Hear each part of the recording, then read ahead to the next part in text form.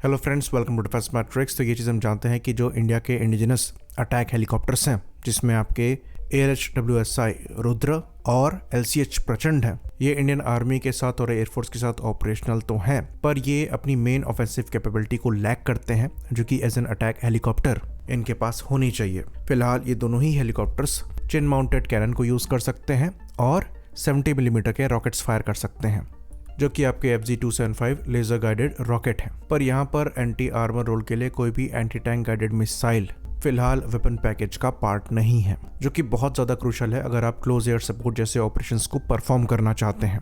तो ओरिजिनली यहाँ पर जो मिसाइल प्लान करी गई है लगाने के लिए, ये हेलेना और ध्रुवास्त्र है। बेसिकली ये आपके नाग मिसाइल के वेरिएंट्स हैं, जो कि 7 किलोमीटर की रेंज में टारगेट को हिट करने में सक्षम है, और ये 43 किलो की मिसाइल करीबन 800 mm आर्मर को पेनिट्रेट कर सकती है। तो ये पूरी तरीके से कैपेबल है मॉडर्न टैंक्स को डिस्ट्रॉय करने के लिए। इनके ट्रायल्स भी ALH रुद्र से करे गए हैं, पर अभी तक इनका इंटीग्रेशन हुआ नहीं है। तो जो हेलेना मिसाइल्स हैं, इनके साथ आपको lock on before and after launch की कैपेबिलिटी मिल जाती है। क्योंकि यहाँ पर 2-वे डेटा लिंक को दिया गया है, इसलिए मिड कोर्स अपडेट भी यहाँ पर मिल जाते हैं अगर टारगेट सिलेक्शन चेंज करना हो। और ये कैपेबिलिटी 2011 में ही एक टेस्ट के दौरान हमने प्रूव करी थी, ऑल्दो ये टेस्ट ग्राउंड से ही किया गया था। उसके बाद हेलीकॉप्टर से जब इसको पहली बार टेस्ट किया गया था, तो ये आज से 10 साल पहले हुआ था, यानी कि 2015 में, जहां पर एक ALH रुद्र से इसको लॉन्च किया गया था और 7 किलोमीटर दूर, यानी कि इसकी कंप्लीट रेंज में एक टारगेट को हिट किया गया था। तो इस टेस्ट के दौरान मूविंग और स्टैटिक टारगेट दोनों को निशाना बनाया गया था। फिर इसके बाद दोबारा इसका 2018 में टेस्ट हुआ, फिर उसके बाद 2019 में हुआ, फिर 20 में हुआ, फिर कहा जाने लगा कि 20 में ही यूजर ट्रायल्स जो हैं ये भी कंप्लीट हो जाएंगे, पर हुआ नहीं।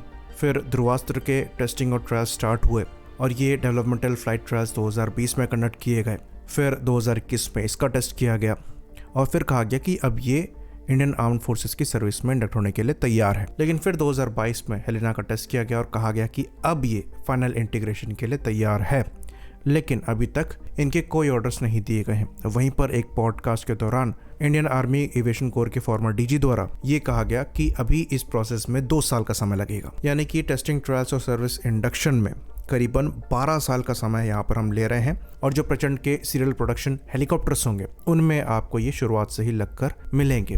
फिलहाल कोई भी एंटी टैंक गाइडेड मिसाइल इन हेलीकॉप्टर्स में नहीं है, जो कि पुअर प्लानिंग को शोकेस करती है। तो LCH प्रचंड के आपके पास LSP वेरिएंट्स हैं, तो उनके साथ कोई इशू नहीं है, पर जो आपके ALH रुद्र हैं, वो आप बड़े नंबर्स में ऑपरेट कर रहे हैं। ये सीरियल प्रोडक्शन के हेलीकॉप्टर्स हैं और उनमें भी सिग्निफिकेंट एंटी टैंक कैपेबिलिटी का ना होना अच्छी बात नहीं है। आप एज अ स्टॉप गैप यहाँ पर इंपोर्टेड एंटी टैंक वेपन्स को लगा सकते थे। हेलफायर जैसी मिसाइल जो है, ये आपके साथ पहले ही सर्विस में है। जो आपके अपाचे हेलीकॉप्टर्स हैं, वो इन मिसाइल्स का इस्तेमाल करते हैं। बाकी अगर प्रेजेंट सिनेरियो की बात करेंगे, तो ये जो आपकी 7-8 किलोमीटर रेंज वाली एंटी टैंक मिसाइल्स हैं, इनकी इंपॉर्टेंस भी कम होती चली जा रही है। इसके पीछे रीज़न ये है कि अब ये 7 और 8 किलोमीटर वाली जो रेंज है, ये वल्नरेबल मानी जा रही है। रशिया यूक्रेन वॉर में ये चीज़ देखी गई कि जो अटैक हेलीकॉप्टर्स हैं या फिर दूसरे ट्रांसपोर्ट हेलीकॉप्टर्स भी हैं, उनको man portable air defence system से ईजिली टारगेट किया जा रहा है, और जिसके अगेंस्ट में इनके पास कोई सॉल्यूशन भी नहीं है, क्योंकि अब मैन पैड्स पहले से ज़्यादा कैपेबल हो गए हैं, क्योंकि वो खाली IR गाइडेड नहीं है। अब वो इमेजिंग इंफ्रारेड सेंसर्स को यूज़ करते हैं, जिनको डिकॉय के थ्रू कंफ्यूज कर पाना मुश्किल हो गया है।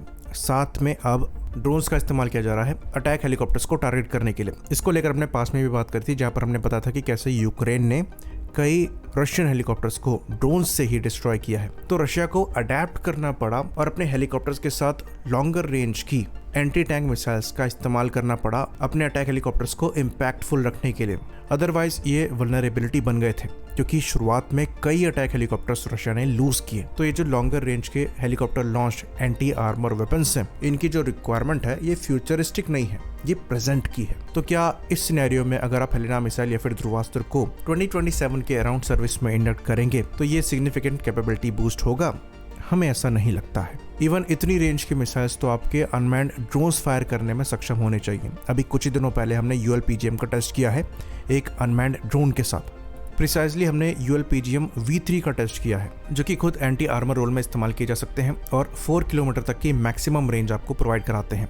तो ये किसी भी अटैक हेलीकॉप्टर से यूज करने से ज्यादा बेहतर है, क्योंकि यहाँ पर आपका जो प्लेटफॉर्म है जो कि मिसाइल्स को फायर करेगा वो कॉस्ट इफेक्टिव होगा और कोई भी ह्यूमन लाइफ रिस्क पर नहीं होगी। तो आप ऐसे मल्टीपल प्लेटफॉर्म्स को यूज कर सकते हैं ऐसी छोटी एंटी आर्मर मिसाइल्स को लॉन्च करने के लिए। वहीं पर जो आपके अटैक हेलीकॉप्टर्स होते हैं ये बहुत एक्सपेंसिव होते हैं और अब बहुत ज्यादा वल्नरेबल भी हो रहे हैं, साथ में ह्यूमन लाइफ भी स्टेक पर होती है। तो आपको इनके रोल्स को रीडिफाइन करना पड़ेगा। रशिया ने ये चीज करी है, हमें भी ये चीज करनी पड़ेगी। तो हमें हेलेना और ध्रुवास्त्र के आगे देखना पड़ेगा। तो हेलेना और ध्रुवास्त्र के साथ हम पहले ही लेट हो चुके हैं। ये गुड टू हैव कैपेबिलिटी जरूर है पर अब उतनी सिग्निफिकेंट नहीं है। इवन जो वेट क्लास है ध्रुवास्त्र और हेलेना का, इनको साइज में थोड़े बड़े ड्रोन्स भी फायर करने में सक्षम होंगे। तो अब आपको चाहिए लॉन्गर रेंज की स्टैंड ऑफ मिसाइल जहां पर रेंज एटलीस्ट 10 किलोमीटर के ऊपर की हो, क्योंकि ये रेंज कम से कम आपको मैन पैड से तो दूर रखेगी। तो इसके अंतर्गत भी हम एक मिसाइल बना रहे हैं जिसके मल्टीपल टेस्ट हुए हैं। यहाँ पर हम बात कर रहे हैं संत मिसाइल की, यानी कि stand of anti tank guided missile,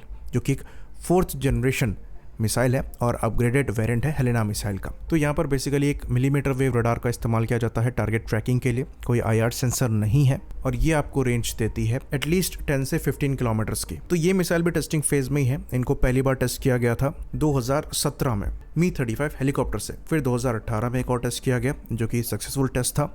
इसमें आपका मिलीमीटर वेव एक्टिव रडार के साथ इलेक्ट्रो ऑप्टिकल थर्मल इमेजर भी लगा रखा था। तो वहां पर रिपोर्ट किया गया था कि जो इसकी एक्सटेंडेड रेंज है ये 15 से 20 किलोमीटर्स की है। फिर 2020 में भी इस मिसाइल का एक टेस्ट किया गया जो कि लॉक ऑन आफ्टर लॉन्च की कैपेबिलिटी को डेमोन्स्ट्रेट करने के लिए था। फिर जो इसका लास्ट टेस्ट है ये 2021 में किया गया था। अभी इसका स्टेटस अननोन है, लेकिन अभी तक इसके जितने भी टेस्ट किए गए हैं उसमें परफॉर्मेंस सेटिस्फैक्ट्री निकल कर आई है। तो हमारे हिसाब से ये मिसाइल हेलेना और ध्रुवास्त्र से ज्यादा इंपॉर्टेंट है। साथ में जो जरूरत है वो एयर लॉन्च मिशन की है। तो हेलीकॉप्टर की जो पेलोड कैपेसिटी है वो किसी भी UAV से ज्यादा है। साथ में यहाँ पर जो वेपन ऑपरेटर बैठता है वो इन UAVs को हवा से ही कंट्रोल कर सकता है, जो कि एक सिग्निफिकेंट कैपेबिलिटी है। और इससे लिए जो फ्यूचर देखा जा रहा है वो हेलीकॉप्टर के साथ इन अनमैन्ड सिस्टम्स का देखा जा रहा है, जहाँ पर मैन अनमैन्ड डेमिंग सिस्टम की बात करी जाती है, साथ में एयर लॉन्चिंग म्यूनिशंस की करी जाती है। तो इस केस में भी ऐसा नहीं है कि हम आंख बंद करके बैठे हुए हैं। तो ये बात हम आपको बता दें कि इंडियन एयरफोर्स ने पहले ही अपने Mi-17 हेलीकॉप्टर्स को मॉडिफाई कर रखा है स्पाइक NLAWs को कैरी करने के लिए। तो जो लेटेस्ट वेरिएंट है स्पाइक NLAWs के, ये आपको ऑलमोस्ट 50 किलोमीटर तक की रेंज दे देते हैं और इनको आप man in the loop mode में भी कंट्रोल कर सकते हैं। तो बेसिकली जो हेलीकॉप्टर में वेपन ऑपरेटर बैठा हुआ है वो मैनुअली इनको फ्लाई करा सकता है टारगेट की तरफ, और यही फ्यूचर है। तो आपको ऐसे इंडिजिनस वेपन्स पर भी काम करना पड़ेगा, साथ ही साथ जो एग्जिस्टिंग वेपन्स हैं उनको भी अपने अटैक हेलीकॉप्टर्स में इंटीग्रेट करना पड़ेगा।